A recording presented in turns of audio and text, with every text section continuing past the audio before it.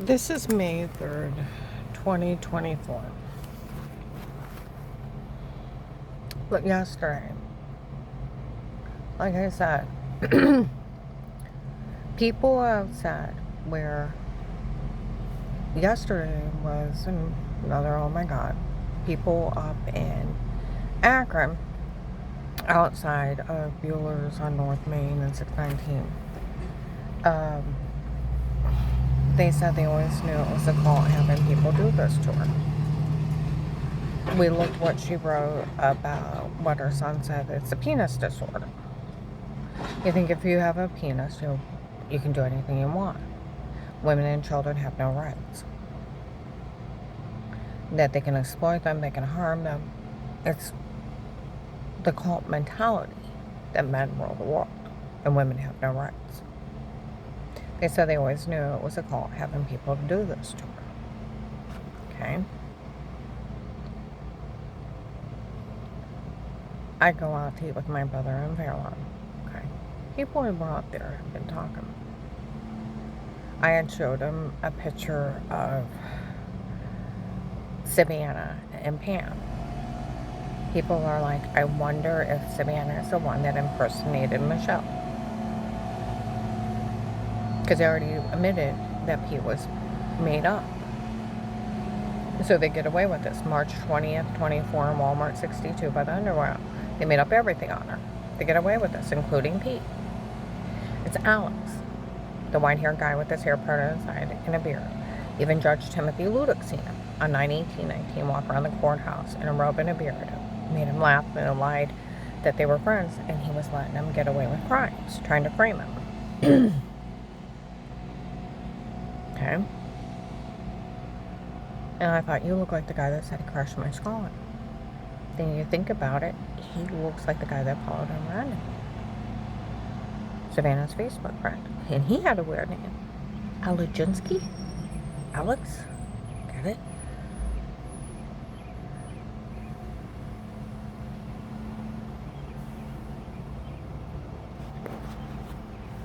People had also been talking where my car spawned from the case. I told you, this one girl back in 2012, she's beautiful RN nurse. She was in her 30s. She looked like a Greek goddess, size 0 or 2.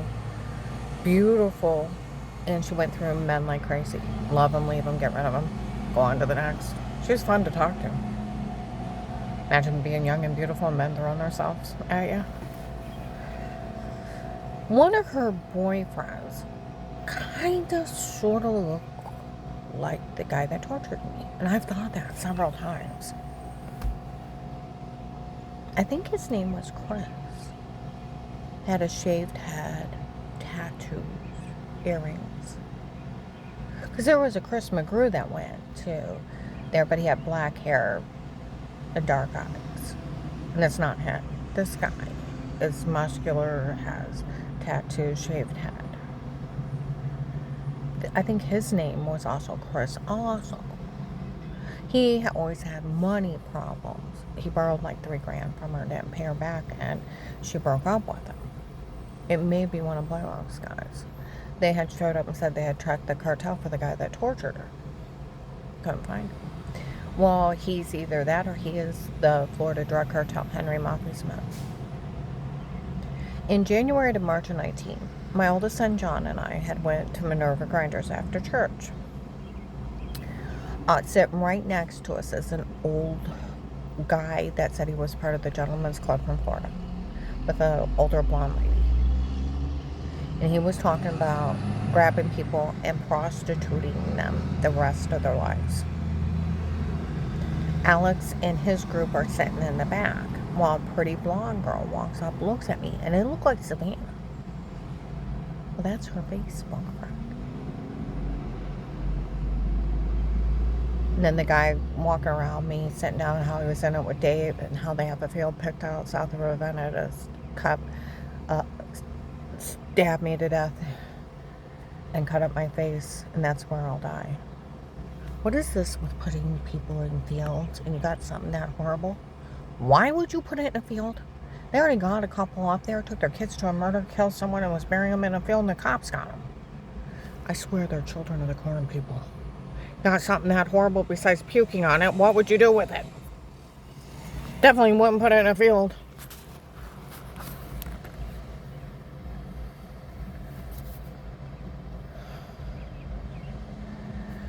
But it may be one of Leah's old boyfriends impersonating a federal officer, that, or it's the Florida group. The ones with Henry Maupin and those old guys that showed up and said they were from a gentleman's club from Florida and were bragging in front of people. They were selling people and making them prostitute the rest of their lives. Now, if people see people out in stores and malls and groups of people are going by and yelling stuff at them, there's a good chance that person is being human trafficked. That's how they control them. They will insult them. You're fat. You're ugly. You wore that out in public. You knew not to come out without hose on. And they'll yell at them.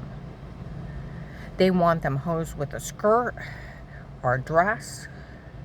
They want their hair a certain color, their makeup a certain way. The group that was doing it to me didn't want me to wear nail polish. They want you to stand with your feet together and then your hands literally on top of each other and intertwined in front of you.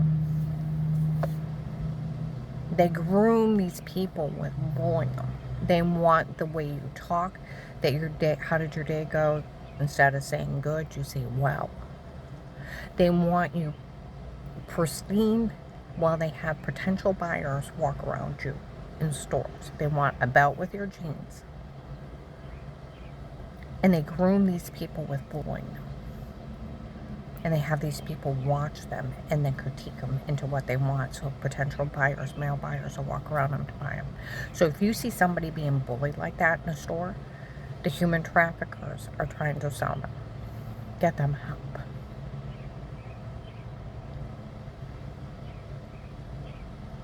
Okay? They will tell these people their family hates them. They're making up lies on them, so they don't talk to them. So they're isolated and alone. So they can bully and control them and sell them. Get them help.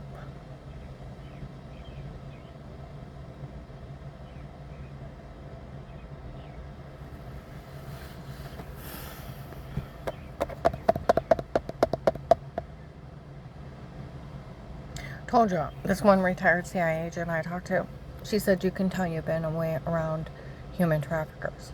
The way you act, the way you talk, the way you stand. It screams human trafficker. She said every time I talk to you, it's like talking to a mafia mama. And I think that. The way you look, you act, you talk. I lived through a concentration camp.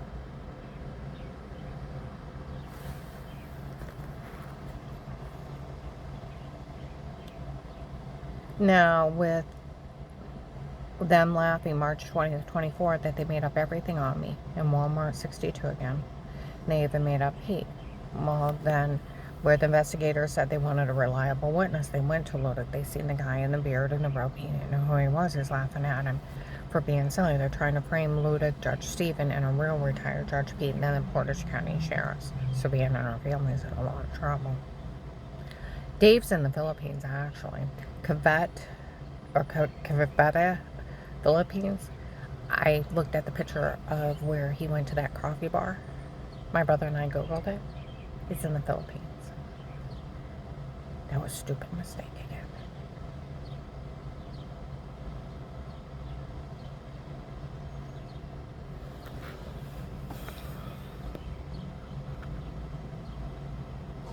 Gave the town and everything where that coffee bar was.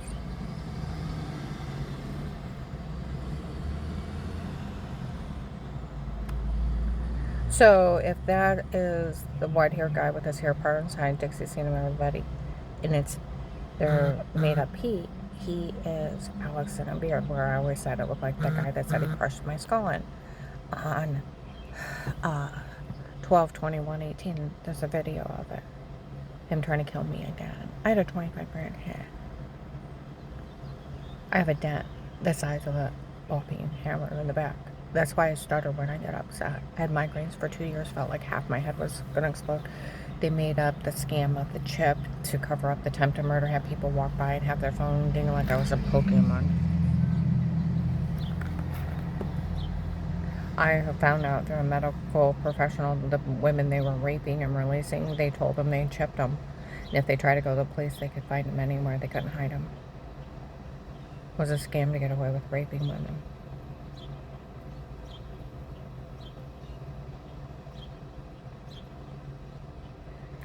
So that's where I was showing my brother yesterday a picture of Pam and Savannah. People said all those people helped out for that girl to get everything. That's why they were helping, was she was the one impersonating Michelle. Well, Pete's not real. The real Pete would be 75, 85 years old. He wouldn't have an 18-year-old daughter. It's a big scam from her family and friends. Like Haley said, you know about Savannah. Know of her, but I don't know her. What do you mean you know of her? She's an 18-year-old kid. Know of her family, never had problems with them. What do you mean you don't know her? Well, you know her baby daddy? Her ex-boyfriend? With that little girl? He was really big in drugs. What does that have to do with it? Everything. He got him in the cartel.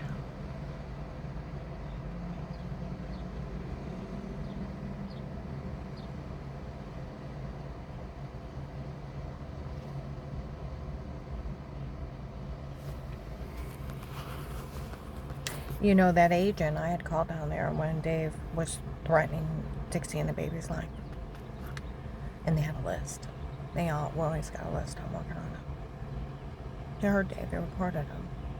Josh's vehicle started getting played with. Tires slashed. Lug nuts taken off. Tires coming off while they're driving. The brake system played with so their tires explode. And by the grace of God, Josh took the car one day and it blew up on the highway while he was driving.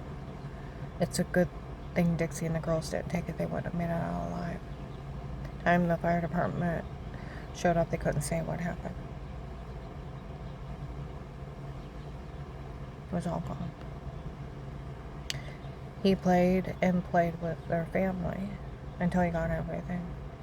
Had people show up and blame me to give my jewelry back. Or else, while I was holding my granddaughter inside Wendy's in Maslin in front of people. Giant men. Gave it back to him, hoping they would leave Josh's family alone. Josh is a good man. He works 2 jobs. GM for Bob Evans, and he does side either little construction things or lawn care, trying to make ends meet for his family. He's got 3 little girls and his wife.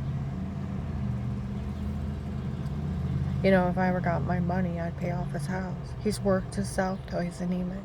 He may have to have a blood transfusion.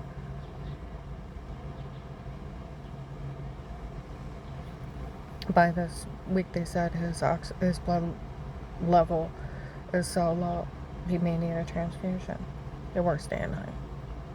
Victimizing poor people to steal for rich. Pam has been an RN nurse since she was in her early 20s. She used to brag in the 80s and 90s she made $18, $20 an hour.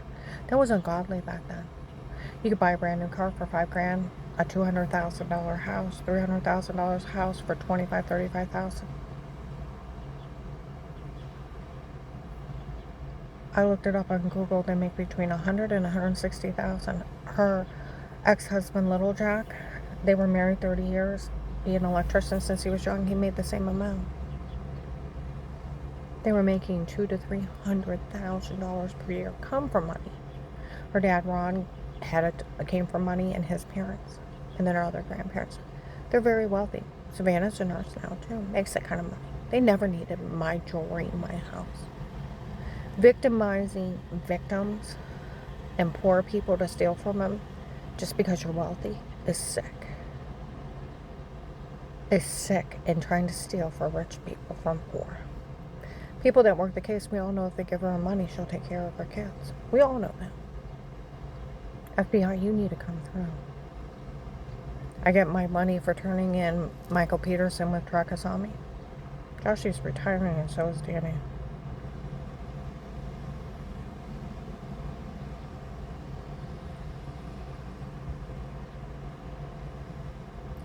And like they said, it's a cult mentality, thinking that they can exploit her, and that they should be able to get away with it.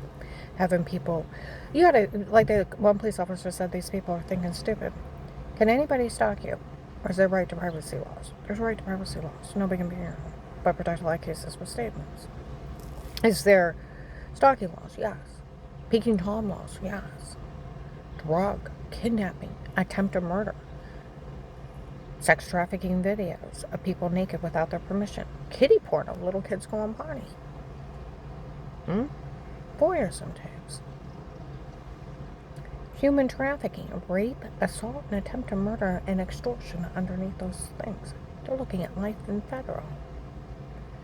I don't think Pam and her daughter Savannah and her Facebook friend running this big scam with the drug cartel, and they're getting away with selling people, are funny. And I'm sure the sheriffs and the Portage County judges they were framing will not find them funny either.